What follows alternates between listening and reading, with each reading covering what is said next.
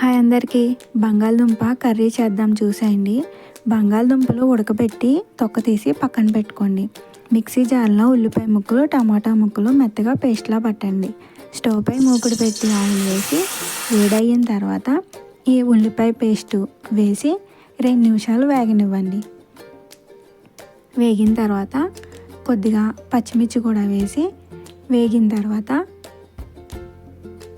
రుచికి సరిపడా ఉప్పు కూడా వేసి బాగా కలపండి. తర్వాత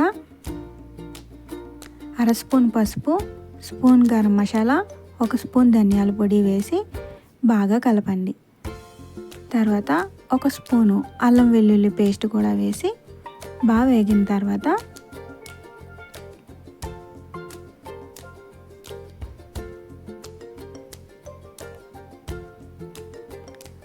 ఒక స్పూను కారం వేసి బాగా కలిపి 1 గ్లాసు వాటర్ వేయండి.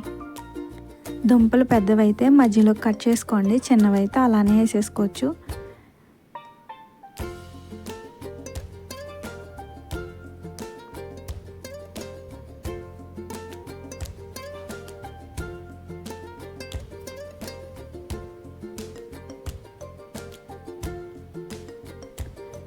ఇలా బంగాళదుంపలన్నీ వేసేసి ఒక 10 నిమిషాలు ఉడకనిచ్చారంటే బాగా దగ్గరగా ఉడికిందంటే చాలా టేస్టీగా ఉంటుందండి. కొద్దిగా కసూరి మేతి, కొంచెం కొత్తిమీర కూడా వేసి బాగా దగ్గరగా మగ్గిన తర్వాత స్టవ్ ఆఫ్ చేశారంటే పొటాటో కర్రీ రెడీ అవుతుందండి.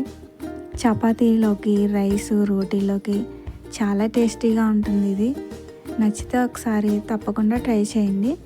మా వీడియో నచ్చితే లైక్ చేయండి.